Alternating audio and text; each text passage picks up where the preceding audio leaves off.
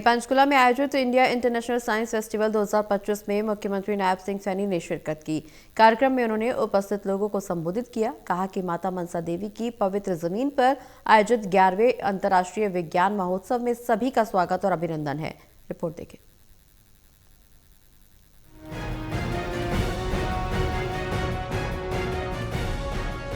पंचकुला में आयोजित India international science festival 2025 में मुख्यमंत्री नायब सिंह सैनी ने शिरकत की। इस कार्यक्रम में उन्होंने उपस्थित लोगों को संबोधित किया और कहा कि भारत के अंतर्राष्ट्रीय विज्ञान महोत्सव में आना मेरे लिए परम सौभाग्य की बात है। उन्होंने आगे कहा, माता मनसा देवी की पवित्र भूमि पर 11वें अंतर्राष्ट्रीय विज्ञान महोत्सव में सभी का स्वागत और अभिनंदन है। 4 दिन चलने वाले इस विज्ञान महाकुंभ में देश विदेश से लगभग 40,000 प्रतिभागी हिस्सा ले रहे हैं, जो विज्ञान और नवाचार से जुड़े 150 से अधिक विशेष सत्रों में भाग लेंगे।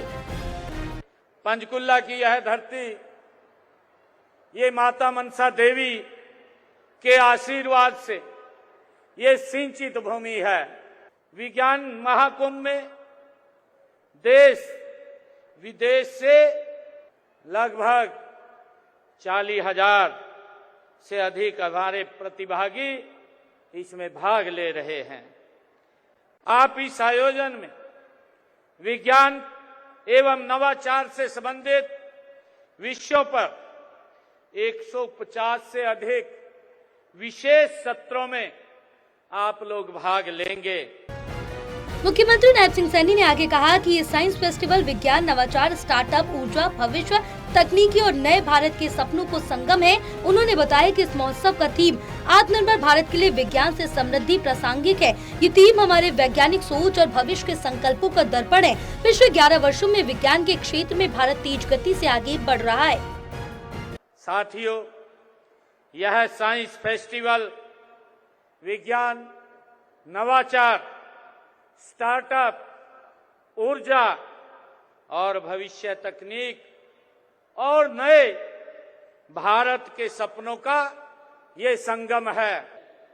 इस विज्ञान महोत्सव का जो थीम है वो थीम भी आत्मनिर्भर भारत के लिए विज्ञान से समृद्धि प्रासंगिक है। साथियों, यह थीम हमारी वैज्ञानिक सोच और भविष्य के संकल्प का ये दर्पण भी है। मुख्यमंत्री ने ये भी कहा कि ये विज्ञान महोत्सव प्रधानमंत्री नरेंद्र मोदी के विकसित राष्ट्र के संकल्प को सिद्ध करने की दिशा में एक ठोस कदम है। आज महोत्सव के दूसरे दिन उन्हें student science and technology village का उद्घाटन करने का भी सौभाग्य मिला। इस कार्यक्रम में विशेष रूप से जम्मू कश्मीर, लद्दाख और उत्तर पश्चिम भारत के युवाओं पर ध्यान केंद्रित किया गया। आज का ये महोत्सव विज्ञान नीति निर्माण का आधार है। साथियों, यह विज्ञान महोत्सव भी माननीय प्रधानमंत्री आदरणीय नरेंद्र मोदी जी के विकसित राष्ट्र के संकल्प को सिद्ध करने की दिशा में एक ठोस कदम ये आगे बढ़ रहा है। साथियों, आज इस महोत्सव के दूसरे दिन मुझे students science and technology village का भी आज मुझे उद्घाटन करने का ये सौभाग्य प्राप्त हुआ है। साथियों, इस आधुनिक भारत का विशेष रूप से जम्मू एवं कश्मीर, लद्दाख और उत्तर और पश्चिम राज्यों के युवाओं पर ध्यान केंद्रित इसमें किया गया है।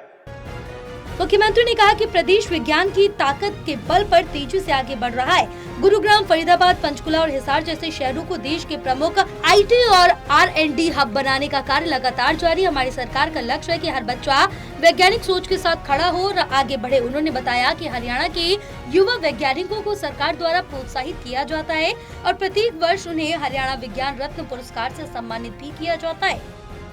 वैज्ञानिक प्रगति के पथ पर साथ मिलकर के आगे बढ़ सके, ये केंद्र आज यहां स्थापित किया गया है।